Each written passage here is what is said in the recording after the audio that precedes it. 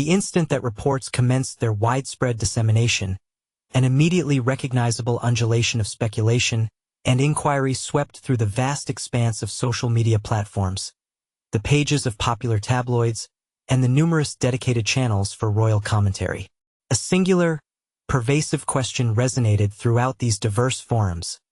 What is the true significance behind Meghan Markle's most recent public undertaking? And, furthermore, what are the underlying reasons for the perceptible disquiet it is reportedly generating within the venerable palace circles? Superficially, this particular initiative presents itself as meticulously conceived, impeccably refined, and entirely congruent with the distinctive personal brand that Meghan has assiduously cultivated and defined ever since her decision to step back from her formal royal responsibilities. Nevertheless, beneath this seemingly impeccable and highly polished facade, astute royal observers and seasoned commentators posit that a more profound dynamic is actively unfolding, one that invariably engages deeply ingrained historical sensitivities, long-standing unresolved tensions, and the perpetually delicate equilibrium characterizing the relationship between the Sussexes and the enduring institutional framework they consciously chose to depart from. In order to fully grasp the intricate reasons why this particular development is being interpreted and presented as a legitimate source of apprehension, it becomes essential to extend our analytical gaze beyond the singular action itself. Instead, a comprehensive understanding necessitates a careful examination of the broader contextual landscape in which it is situated, the precise moment of its unveiling, and the exceptionally long institutional memory that is inherently characteristic of the monarchy.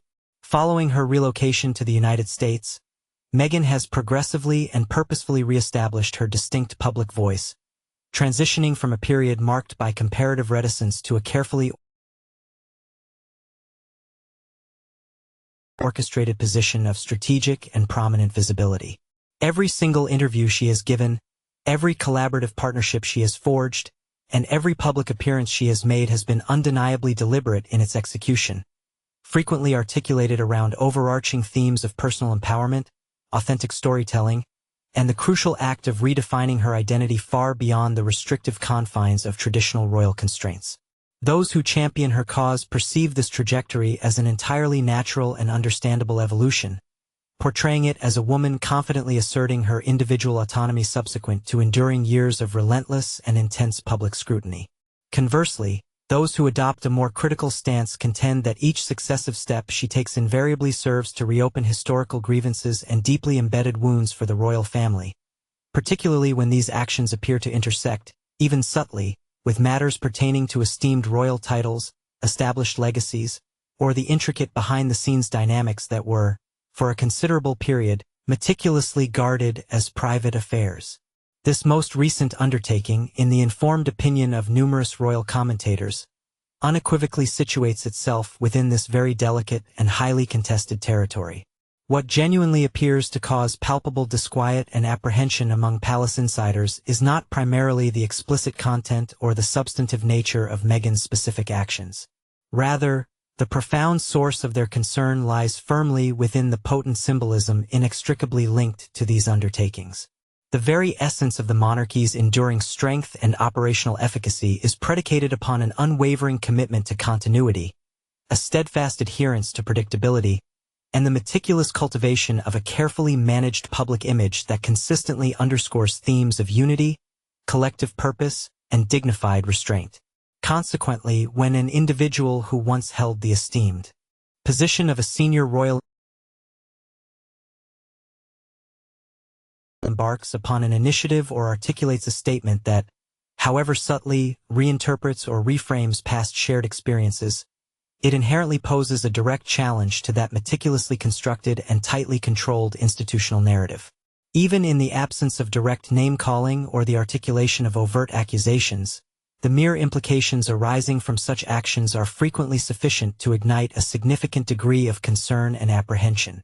Indeed, royal aides, both those currently serving and those who have previously held such roles, are reportedly harboring anxieties regarding the potential manner in which these particular moves might be perceived and interpreted on the international stage, particularly within the diverse array of Commonwealth nations where the monarchy's overarching image and continued relevance are already subjected to an exceedingly close and continuous examination. The precise timing of these events, furthermore, undeniably assumes a supremely crucial and pivotal role in explaining why this particular juncture feels so exceptionally charged with tension and heightened significance. At present, the wider royal family is actively engaged in navigating an undeniably complex and sensitive period of transition, characterized by profound generational shifts within its ranks and an ever-intensifying degree of public scrutiny from both domestic and global audiences. In such an environment, virtually any unforeseen or unanticipated development that becomes linked, directly or indirectly, to the Sussexes has the inherent potential to be dramatically amplified in its perceived impact and resonance. Meghan's decision, therefore, materializes at a particularly delicate moment when the palace's overarching strategic focus is squarely directed towards reinforcing an unwavering sense of internal stability and projecting an outward image of serene, unbroken continuity to the world. Against this carefully constructed and delicate backdrop, a high-profile, independent move originating from across the vast expanse of the Atlantic Ocean can readily be perceived as an unwelcome and disruptive distraction, inadvertently diverting precious attention and focus away from the meticulously planned and carefully orchestrated royal messaging that the institution endeavors to convey. An additional, intricate layer of complexity materializes when considering the stark divergence between how Meghan's actions are broadly received and interpreted by the general public, and how they are perceived and analyzed within the often insular confines of palace walls. For a substantial segment of observers and viewers, her most recent undertaking may very well appear as a bold and confident stride forward, a remarkably astute and savvy utilization of her prominent platform to articulate her personal narrative entirely on her own terms and conditions. Within influential royal circles, however, there is reportedly a deep-seated and growing concern regarding the potential establishment of a significant precedent. Should one former royal indeed prove capable of successfully constructing and cultivating an entirely independent global brand, all while continuing to maintain a robust and discernible association with royal identity and its inherent prestige, it inevitably provokes fundamental questions concerning the precise demarcation line between individual personal freedom and the established, often rigid, institutional boundaries. This profound consideration extends far beyond the singular figure of Meghan herself. It encompasses a broader contemplation of what her chosen path might ultimately signify and signal for subsequent generations of royals who may, in due course, also aspire to achieve a similar degree of personal and professional autonomy. The current media landscape has only served to profoundly amplify the existing concerns within royal circles. News headlines frequently portray the unfolding narrative as a pronounced clash between contemporary expressions of individuality and the time-honored strictures of royal protocol, thereby ceaselessly fueling a pervasive story of relentless conflict. Even developments that might otherwise be considered entirely neutral are susceptible to being skillfully twisted and reframed into dramatic tales of rivalry or perceived retaliation, inevitably compelling the palace establishment into a perpetually reactive posture. Historically, the monarchy has consistently demonstrated a preference for maintaining a dignified distance, choosing to remain far above such cyclical fluctuations of public opinion and rarely deigning to respond directly to external commentary or criticism. Nevertheless, the repeated occurrence of high-profile moments inextricably linked to Meghan demonstrably challenges this long-standing strategic approach, as a sustained silence can, at times, be readily interpreted as an indication of inherent weakness or even a tacit admission of guilt. Beyond the institutional dynamics, it is profoundly important to acknowledge the deeply personal dimension that renders this entire situation so extraordinarily emotionally charged. Concealed behind the imposing facade of the institution itself are individual human beings, each possessing long-standing, intricate relationships, shared histories spanning decades, and private experiences that the wider public is almost never afforded the opportunity to witness. For these individuals, Meghan's most recent public initiative may transcend being merely a public relations predicament. Instead, it could serve as a poignant and painful reminder of deeply personal fractures that have not yet fully healed. Seasoned royal observers and commentators frequently suggest that this profound emotional undercurrent is, in fact, what truly ignites and sustains the pervasive sense of apprehension and concern far more intensely than any solitary announcement or a particular project could ever achieve on its own. Notwithstanding the palpable tension that permeates the atmosphere, there is a distinctly notable degree of restraint evident in the manner in which palace sources are reportedly choosing to respond. Rather than engaging in overt criticism or direct condemnation, their reaction is most frequently characterized as one of cautious watchfulness and circumspect observation. This carefully calibrated approach reflects a broader, deeply ingrained strategic imperative of assiduously avoiding any form of escalation, even when a discernible level of discomfort is unmistakably present. The monarchy's remarkable survival through many centuries has long been intrinsically dependent upon its singular ability to absorb significant shocks and to adapt quietly and incrementally to evolving circumstances. And that deeply entrenched philosophy of measured adaptation appears to remain utterly unchanged, even when confronted with formidable challenges that unequivocally test its most deeply held traditional boundaries. As the public discourse intensifies and continues its relentless progression, a singular truth becomes increasingly clear. Meghan Markle unequivocally remains a profoundly powerful figure in shaping and influencing conversations about the monarchy, even from a considerable geographical distance. Her latest strategic move, irrespective of one's personal perspective or interpretation, serves to underscore the enduring and undeniable impact she exerts upon royal narratives and the palpable unease that such an impact can invariably generate within the innermost palace circles.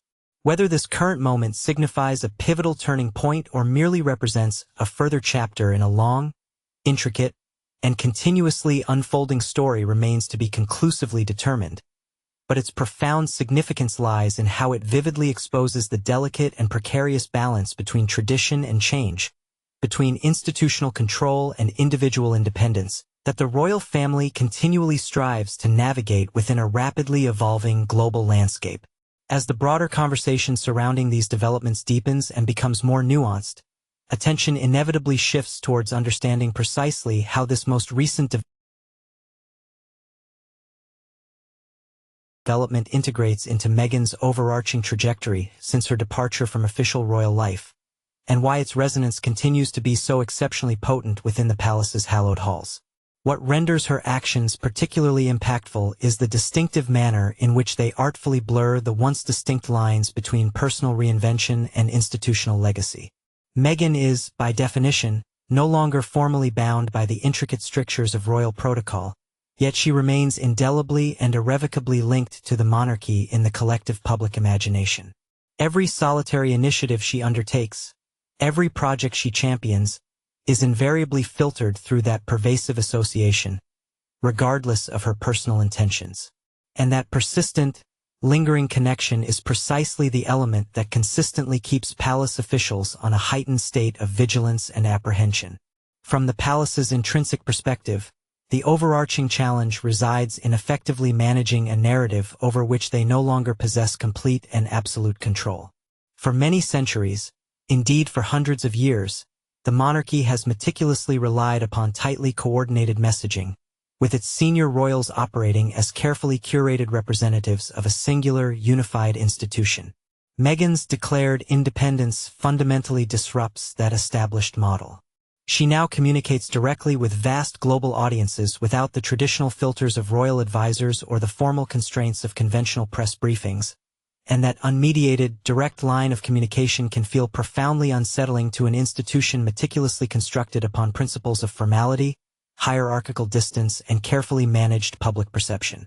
Even when her public messages purposefully focus on universally resonant themes such as compassion, resilience, or advocacy, they can nonetheless be interpreted as subtle and indirect commentary on her personal experiences during her tenure within the royal system, thereby inviting comparisons and analyses that palace insiders would unequivocally prefer to assiduously avoid. The discourse surrounding Meghan, Duchess of Sussex, invariably touches upon the critical questions of her public credibility and her capacity for relatability. Her most ardent proponents frequently contend that her personal experiences, shared with an unprecedented degree of candor and openness, deeply resonate with countless individuals who have, themselves, felt marginalized, unheard, or unduly constrained by rigid, often antiquated societal structures. This profound sense of relatability, they argue, serves to significantly amplify her influence, particularly among younger demographics. These audiences, increasingly sophisticated and discerning, harbor a growing skepticism towards the entrenched traditional hierarchies that have long defined the palace and its operations. This palpable shift in public sentiment represents a phenomenon that is meticulously observed and analyzed. The monarchy, for its part, has been diligently engaged in a continuous endeavor to refresh and modernize its public image, yet it navigates this path with an inherent and profound caution. This measured approach stems from a keen awareness that any pace deemed too swift or radical carries the inherent risk of alienating its deeply cherished, traditional base of support. In this delicate balancing act, Meghan's unapologetic and forthright embrace of contemporary storytelling methodologies and platforms can, by comparison, inadvertently cast the monarchy's earnest modernization efforts in a light that appears conspicuously conservative, thereby introducing an entirely new and intricate layer of tension into the already complex dynamic. Within the specialized circles of royal commentary, critics frequently characterize Meghan's strategic maneuvers as meticulously calculated. They often posit that each deliberate step she takes is ingeniously devised to maintain or even bolster her connection to royal relevance, all while operating distinctly outside the traditional bounds of royal responsibility. Irrespective of whether such an interpretation is ultimately deemed fair or entirely accurate, it undeniably mirrors a far broader, pervasive anxiety regarding the crucial importance of established boundaries. The palace itself is acutely keen to uphold a crystal-clear distinction between those individuals who serve as active, working royals and those who have, by choice, stepped back from such duties. When this vital distinction appears to become even subtly blurred, it can swiftly engender considerable concern within the institution, potentially leading to widespread public confusion and, perhaps more significantly, the undesirable dilution of the very essence and purpose of royal roles. From the perspective of these critics, this latest publicized action risks further reinforcing that very ambiguity, thereby complicating the monarchy's carefully cultivated image and operational clarity. The public reaction, as one might predictably anticipate in an era of heightened social and political sensitivity, has proven to be profoundly and unequivocally polarized. Digital social media platforms, acting as vast echo chambers, ignite with a fervent clash of competing narratives.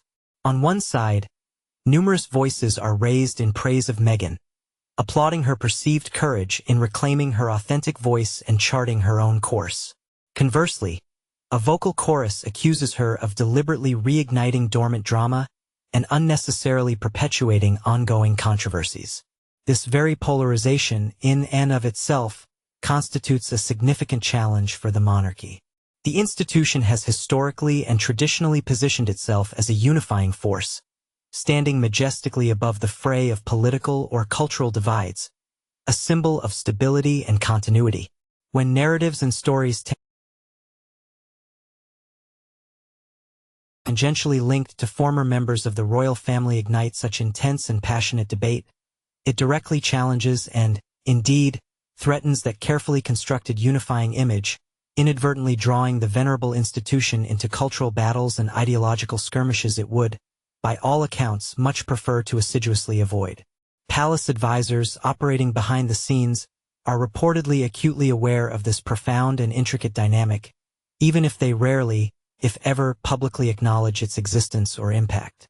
A further significant element contributing to the palpable unease within palace walls is the expansive international dimension of Meghan's influence. Unlike many previous royal controversies, which have largely remained confined within domestic borders, her actions and pronouncements possess an undeniable capacity to reverberate globally, with a particularly pronounced impact felt across the Atlantic in the United States. American media coverage, shaped by its own unique cultural lenses, frequently frames her story through the powerful and deeply resonant themes of individual freedom, personal autonomy, and self-determination, concepts that strike a particularly strong chord with American audiences. This distinct framing can, and often does, contrast sharply with prevailing British media narratives, which traditionally tend to emphasize the paramount virtues of duty, tradition, and collective responsibility. The resulting transatlantic divide in perception and interpretation significantly complicates the palace's strenuous efforts to maintain a consistent and coherent global image, a challenge made exponentially more complex in a contemporary era where ubiquitous digital media effortlessly erases traditional geographic boundaries and allows information to flow instantaneously across continents. Beyond the public and institutional ramifications, there is also considerable speculation about precisely how Meghan's recent actions might affect the intricate internal dynamics of the royal family itself. While official statements from the palace remain, as is customary, remarkably scarce and deliberately circumspect, keen royal watchers and astute observers frequently suggest that moments of such high public visibility and contention can inevitably serve as a catalyst, reopening long-dormant private conversations and resurfacing previously unresolved disagreements that linger beneath the surface of official decorum. The monarchy, after all, is not merely a venerable institution with centuries of history. It is also, at its very core, a family unit, albeit one operating under an unparalleled public spotlight. Consequently, significant public developments, especially those involving former members, inevitably intersect with and profoundly impact personal relationships. For those individuals who remain firmly ensconced within the royal fold, witnessing a former member consistently command global headlines can be both a stark reminder of past conflicts and a persistent source of ongoing emotional strain and psychological pressure. This deeply human element, often overshadowed by detached institutional analysis and strategic considerations, plays a far more significant and profound role in why internal concerns run considerably deeper and are more complex than any carefully worded public statements might ever suggest. At the same time, it would represent a considerable oversimplification to view the palace's multifaceted reaction as one that is purely defensive or solely driven by apprehension. Some astute observers and commentators believe that beneath the surface of official caution and strategic maneuvering, there exists a subtle, perhaps even grudging, undercurrent of admiration for Meghan's undeniable prowess in captivating global attention and deftly shaping public discourse. Her sophisticated media savvy and her impressive global reach are quite simply undeniable and widely acknowledged. In an entirely different context, under alternative circumstances, these very skills might have been enthusiastically celebrated and strategically leveraged as invaluable assets to the monarchy, enhancing its reach and relevance in the modern world. Instead, tragically, these formidable talents now operate entirely outside its direct control, starkly highlighting the profound cost of the separation and underscoring the many missed opportunities for collaborative endeavors that might conceivably have been possible had events unfolded along a different trajectory. As this intricate and evolving narrative continues its compelling progression, a multitude of profound questions persistently surface, particularly concerning the enduring sustainability of the current dynamic. A central query looms large. Can Meghan's carefully curated approach genuinely sustain its considerable capacity to generate widespread influence without simultaneously igniting or further escalating existing tensions?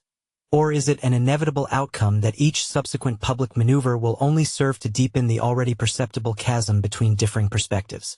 From the venerable institution of the palace, the overarching strategic posture seems to be firmly anchored in a principle of cautious, almost deferential, distance, meticulously refraining from any form of direct engagement. Instead, it undertakes a vigilant and comprehensive monitoring of the ever-evolving currents of public reaction. This particular approach is not arbitrary. Rather, it demonstrably reflects invaluable lessons gleaned from a long history of past controversies, where impulsive or overtly reactive responses frequently exacerbated sensitive issues, pushing them further towards irresolution instead of facilitating their peaceful abatement. Ultimately, this most recent development serves to powerfully underscore a much broader and more pervasive cultural shift in the fundamental ways that concepts of power, personal identity, and deeply ingrained tradition are now actively negotiated within the expansive public sphere. The actions undertaken by Meghan Markle are uniquely situated at the vibrant intersection of contemporary celebrity culture and the venerable, centuries-old institution of the monarchy itself, thereby exposing previously hidden fault lines and structural vulnerabilities that, in earlier times, were far more readily and effectively concealed from public scrutiny. The concerns emanating from the palace are, therefore, not merely focused upon one singular, isolated individual move, but extend instead to the profound symbolic resonance of her actions within a contemporary age where diverse narratives are increasingly decentralized and traditional forms of authority are subjected to ever greater scrutiny and questioning. As vast global audiences intently watch, dissect, and actively debate these unfolding events, the monarchy finds itself compelled to navigate an extraordinarily delicate balancing act, striving diligently to preserve its foundational core values and time-honored principles, while simultaneously endeavoring to adapt to a rapidly changing world in which independent, influential voices such as Meghan's undeniably carry substantial and persuasive weight. As this significant chapter in the ongoing saga continues to meticulously unfold, the more profound and longer-term implications stemming from Meghan's latest public move are beginning to distinctly take shape, their reach extending considerably far beyond the fleeting nature of immediate headlines or any transient, short-term unease within the palace walls. What genuinely elicits deep concern among royal insiders, as consistently articulated by many longtime observers and commentators, is not so much any single event but rather the powerful cumulative effect generated by the aggregation of these distinct moments over time. When viewed in isolation, each individual development might conceivably be explained away, perhaps dismissed as inconsequential, or simply absorbed into the larger narrative without significant disruption. Together, however, when aggregated and observed over a sustained period, they undeniably begin to form a discernible and potent pattern, one that steadily and incrementally reshapes the collective public understanding of precisely what it means to step away from the formal strictures of royal life while nonetheless continuing to exert a palpable influence on the monarchy's meticulously crafted global image. This evolving and increasingly complex dynamic fundamentally challenges deeply ingrained assumptions upon which the venerable institution has historically relied for many generations, threatening to alter its very foundations. Indeed, one of the most profoundly significant shifts currently underway manifests itself in the fundamental manner in which authority itself is perceived and subsequently wielded. Traditionally, the inherent authority of the monarchy has always flowed organically and seamlessly from established position, unbroken lineage, and an unwavering commitment to historical continuity. Meghan's influence, by stark and compelling contrast, demonstrably stems from a distinct and potent form of narrative power. She effectively commands widespread public attention not primarily because of her former official royal role or any inherited status, but rather due to her remarkable and proven ability to artfully frame and articulate her personal experiences in deeply compelling ways that resonate powerfully and emotionally with an exceptionally wide and diverse global audience. This particular kind of influence, rooted as it is in personal narrative and emotional connection, is inherently far more challenging to accurately predict and subsequently control, and that very unpredictability proves inherently unsettling to a meticulously structured system that has historically been built upon rigid order, established hierarchy, and unwavering protocol. The underlying palace concern, in this nuanced sense, is therefore less about any single specific message or public statement, and significantly more about the growing and undeniable recognition that narrative authority, when skillfully employed, possesses the very real potential to rival, and even in some instances surpass, traditional institutional authority within the complexities of the modern digital age. Beyond the immediate dynamics of power and influence, there also looms the significant and enduring question of legacy, a concept of paramount importance to the royal institution. The monarchy, by its very nature and historical trajectory, has always conceptualized its existence and future in expansive terms, thinking not merely in terms of years or even decades, but often across many centuries, meticulously and deliberately curating precisely how each successive era and its key figures will ultimately be remembered by posterity. Meghan's continued and prominent presence within the broader public discourse, however, undeniably complicates this intricate and carefully managed process. Future historical discussions and interpretations of this particular period will no longer be shaped exclusively or solely by meticulously compiled official royal records or through the lens of carefully managed public appearances. Instead, they will also be profoundly influenced by a multitude of independent voices and diverse narratives that offer compelling alternative perspectives and interpretations. For an institution that places such immense and inherent value on an unbroken chain of historical continuity and a singular, authorized narrative, this significant diversification of available narrative sources introduces an entirely new and unsettling element of profound uncertainty. Indeed, palace aides and strategists may justifiably harbor deep concerns about how future historians and the general public alike will ultimately interpret and contextualize this current era, especially given the proliferation of so many compelling stories and personal accounts that exist distinctly outside the traditionally established royal framework. A truly crucial and often underestimated factor in this complex equation is the pervasive role played by public empathy. Meghan's ardent supporters frequently, and quite effectively, frame her personal journey as one of remarkable resilience and steadfast determination in the face of what they perceive as overwhelming and often unjust pressure. It is a compelling narrative that powerfully invites both profound sympathy and strong personal identification from a vast audience. When substantial segments of the global public become emotionally invested in such a deeply human and relatable narrative, it possesses the capacity to subtly, yet significantly and often indirectly, affect their broader perceptions and evaluations of the venerable institution she ultimately chose to leave behind. Even in the complete absence of any explicit or overt criticism directed towards the monarchy, the implicit contrast drawn between an individual's perceived personal struggle and the perceived rigidity or perceived lack of adaptability of a large institution can profoundly influence public perceptions and sentiment.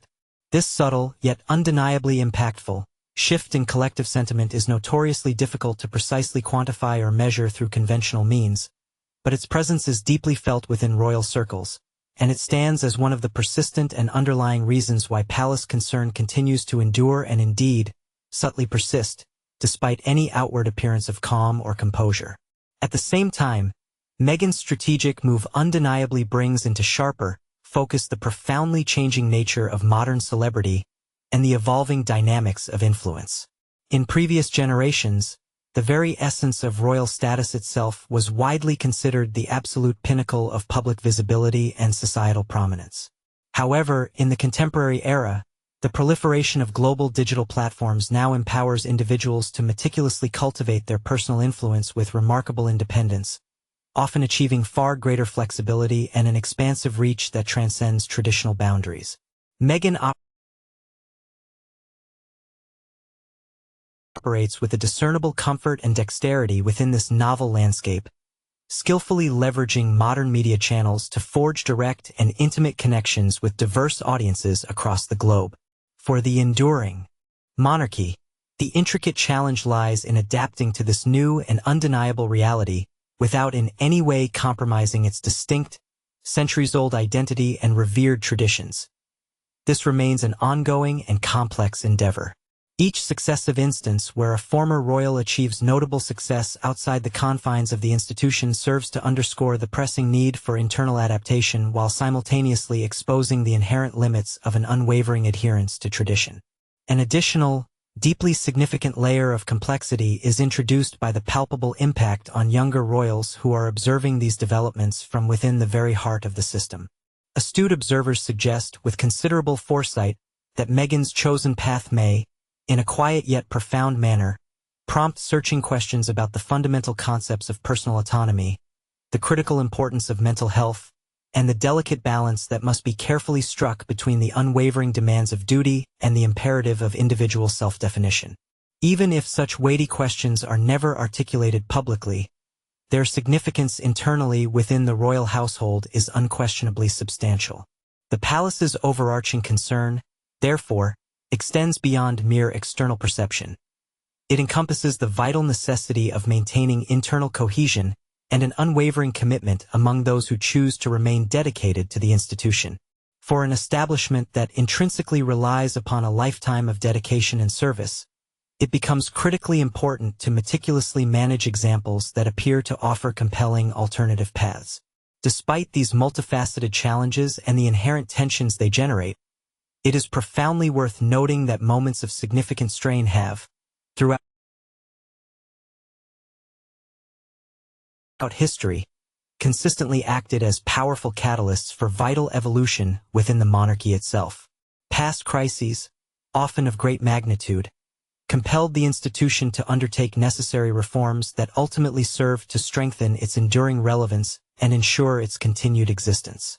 Some astute analysts firmly believe that Meghan's continued and assertive independence could, over the long arc of time, contribute positively to a more open and candid conversation about the pressing need for modernization, the establishment of clear personal boundaries, and the often overlooked human cost inherent in a life of royal service. Whether the palace ultimately chooses to embrace or to resist this transformative potential remains, at this juncture, yet to be definitively seen, but the undeniable pressure to adapt and evolve is, without question, profoundly present. For Meghan, the trajectory of her future will most likely involve a continued and intricate navigation of a highly complex relationship with sustained public attention. Each and every one of her moves will be subjected to intense scrutiny, not merely for its immediate content, but equally for its perceived implications and potential ramifications for the wider royal family. Supporters will undoubtedly interpret her actions as powerful demonstrations of empowerment and unwavering authenticity, celebrating her ability to forge her own path. Conversely, critics will likely perceive them as calculated acts of provocation and strategic maneuvering, designed to achieve specific ends. This inherent duality in public perception ensures that her actions consistently remain newsworthy, thereby reinforcing her pivotal role as a central figure in the ongoing and vital discussions concerning the monarchy's enduring place in contemporary society. As the proverbial dust begins to settle on this latest and significant development, a single, undeniable truth stands out with compelling clarity. The unfolding story is no longer merely about one isolated decision or a solitary announcement. Rather, it represents an ongoing and profound redefinition of roles, of personal identities, and of the very nature of influence in a world where deep-seated tradition and relentless transformation coexist, often uneasily. The concerns emanating from the palace walls reflect a broader, underlying anxiety about the diminishing efficacy of control in an era where such control is proving to be increasingly elusive. Meghan Markle's latest and impactful move serves as a potent reminder that even institutions that have endured for many centuries must inevitably contend with the formidable power of individual voices, and that the ultimate future of the monarchy will be shaped not only by those who choose to remain within its ancient walls, but also, and perhaps equally significantly, by those who have deliberately chosen to step beyond them.